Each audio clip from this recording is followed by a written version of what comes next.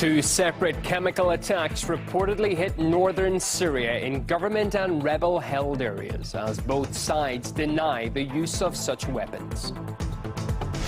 U.S. President Barack Obama admits failing to stabilize Libya after the intervention in 2011, but he says he will do better this time as Washington's warplanes lay siege to Islamic State stronghold in the North African country. Dozens of people, including a priest, are forcefully evicted from a Paris church by police just a day after the funeral of a French priest who was murdered by Islamists. And the countdown to the Rio Olympics. Team Russia awaits the final decision on who will be able to compete, while the country's Paralympic athletes could still face a blanket ban.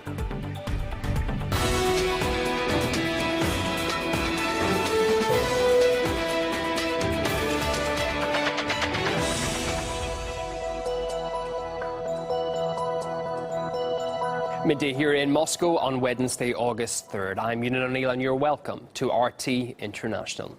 Our top story: two chemical attacks have reportedly taken place in northern Syria. One occurred in the government-controlled part of the city of Aleppo. The other in the rebel-held territory of Sarikip in the province of Idlib, just southwest of Aleppo. Now, at least 5 people have been killed and more than a dozen injured in Aleppo, which is Syria's largest city. The unverified footage on the right allegedly shows the aftermath of a similar attack overnight in a residential area of Sarikip. More than 20 people were injured there when chlorine gas was reportedly dumped from a helicopter.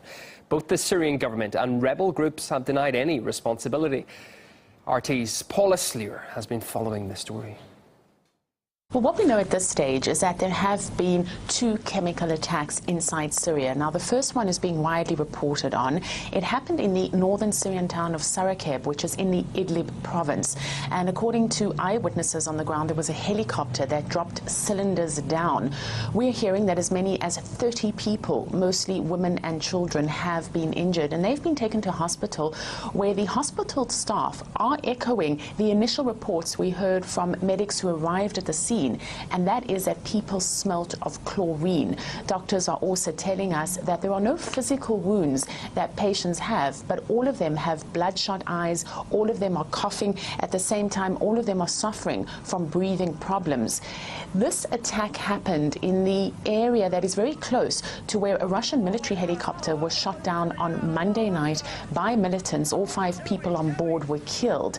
This is a rebel-held territory, which explains why the initial finger pointing is at the Assad-led government troops. But of course, this hasn't been verified, and there is at this stage no claim of responsibility for this attack. The second chemical attack happened in a government-controlled area of the northern Syrian divided city of Aleppo. And here we're hearing that at least 5 people were killed. Hospital staff also talking about patients suffering from respiratory problems. We managed to speak with someone from the area who has been in touch with doctors and hospitals, and this is what he told us. According to the information that I got from the health director of Aleppo, Dr. Muhammad Hazuri, he said actually by the checkups that we made and the analyzers, it's clear that the gas that have been used is not sarin, it's khardal or chlor or a mix of both of those 2 sorts. Of course, the shelling was from area which is under control of the rebels.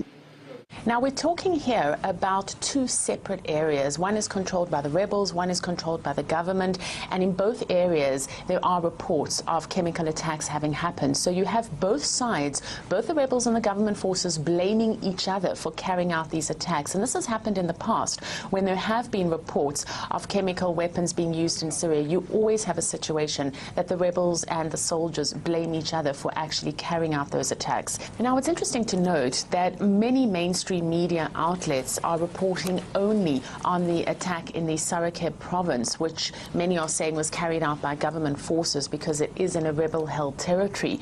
They're also reporting on a statement that it was carried out as a revenge for the shooting down of the Russian helicopter on Monday. They do not make any mention of the reports that we're receiving of a chemical attack happening in a government-controlled area, and there the finger pointing and the accusations seem to suggest that that was carried out by the rebels. So on that issue, the mainstream media is keeping very quiet. Well, some more about the weapons being used. In its gas form, chlorine can be deadly. Medium to high levels of exposure to the toxic chemical can do serious damage to the body. Now, chlorine poisoning causes excess fluid to build up in the lungs, which can lead to respiratory failure. It can also mean a loss of vision and skin being eaten away. And in extreme cases, death can occur in just a few minutes. The U.S., the last time, without any evidence, and it turned out with much evidence against it, immediately said this was Assad doing it. Turned out, I would say, absolutely proved. I think most people can agree, probably proved that Assad did not do that. And I don't think, my guess is, why would you use chlorine gas? There are far more dangerous World War I gases that one could use if one were interested.